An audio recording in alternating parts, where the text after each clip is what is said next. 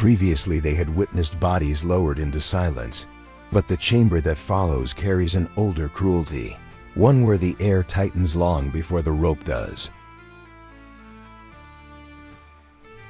They said the first sound was always the same, the gentle lift of rope brushing against a wooden beam, a sound too soft for what it was meant to summon. Before screams, before pleading, before even the cold tallying of confessions, the Strappado announced itself with nothing more than a whisper.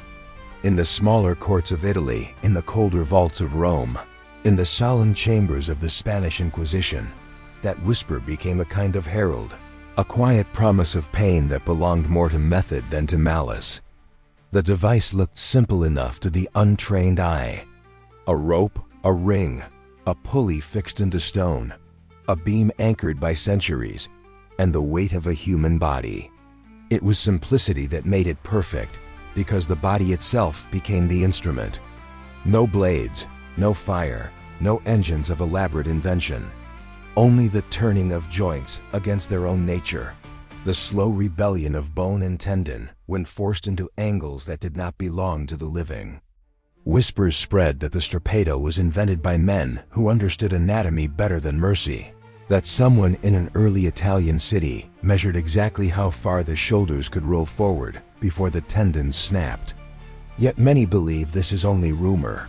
What cannot be disputed is that by the 16th century, the technique had traveled through courts and conclaves like a liturgy, carried forward by judges who believed truth flowed more easily from suffering than from speech.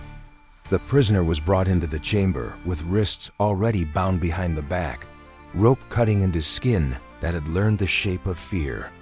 There was no seat offered, no moment of pause. The assistants moved with a precision born of repetition.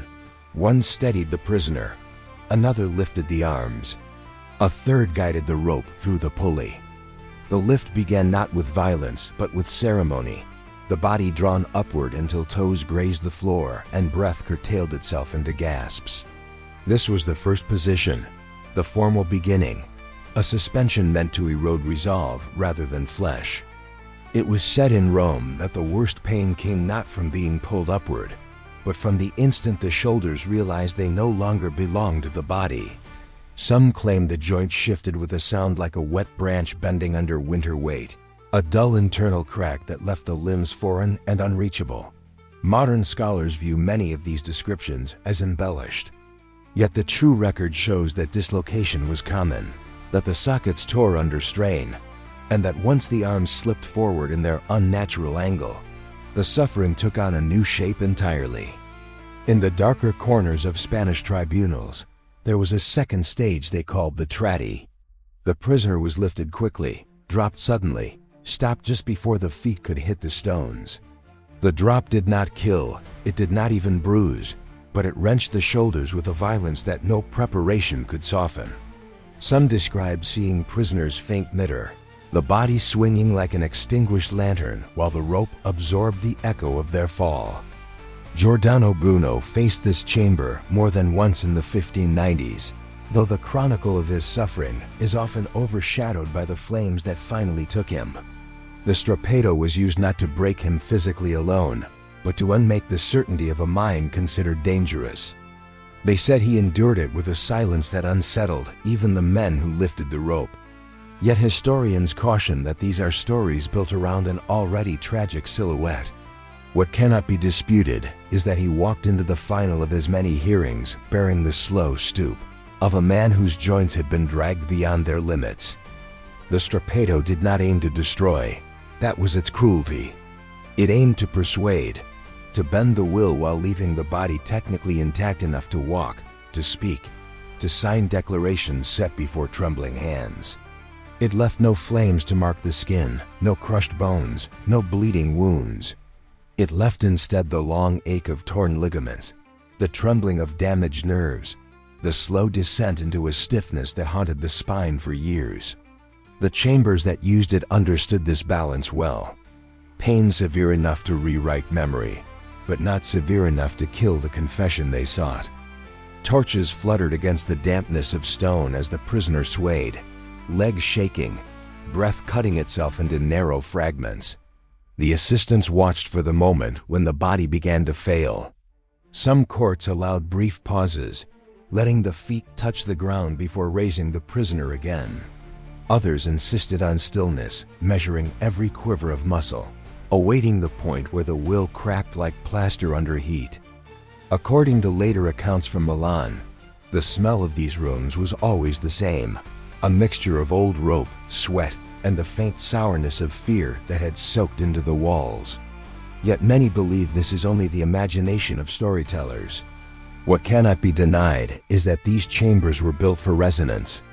Every creak of the pulley, every strained breath, every groan carried into the hallway beyond, where those awaiting judgment heard their possible future. The Strappado was not a spectacle. It was private by design, hidden from crowds, shaped for controlled pressure rather than open performance. Unlike the wheel or the gallows, it belonged to the whispered world of inquiries and confessions. It served the logic of courts that believed God endorsed their questions and that suffering was a lantern guiding the soul toward truth. Many who administered it considered themselves custodians of faith rather than instruments of cruelty, and that certainty made the rope rise with steadier hands. There was a final stage reserved for the most obstinate. Weights were tied to the ankles, heavy iron pulling downward while the arms strained upward. The body stretched into a silent plea. This method, used in parts of Italy and Spain, did not need long to do its work. The hips protested, the ribs tightened. The breath fought to find space. Sometimes the joints gave way, sometimes the voice did.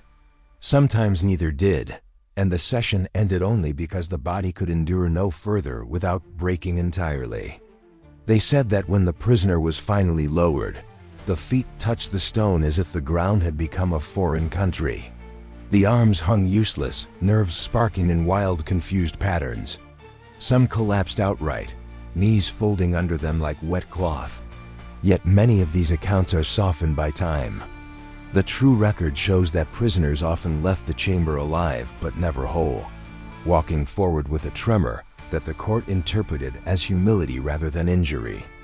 The Strappado survived because it needed no elaborate machinery, no smith, no carpenter skilled in the darker arts.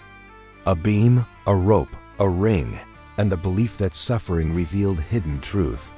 It traveled from city to city, from Florence to Venice, from Toledo to Palermo, carried not by invention but by conviction. When the chambers finally emptied in later centuries, when the inquisitorial courts faded and the ropes fell quiet, the beams remained in the ceilings for decades, relics of a time when joint and sinew were asked to speak the soul's secrets. Dust gathered on them, spiders claimed them, but their shadows stayed sharp on the stones, as if the memory of strained bodies refused to soften. In the end, the Strappado leaves behind no grand monument, only the echo of rope under tension, the faint tremble of a body suspended against its own design, and the cold question that outlived every chamber. Did those who raised the rope believe they were serving truth? Or did truth slowly reshape itself to justify the rope?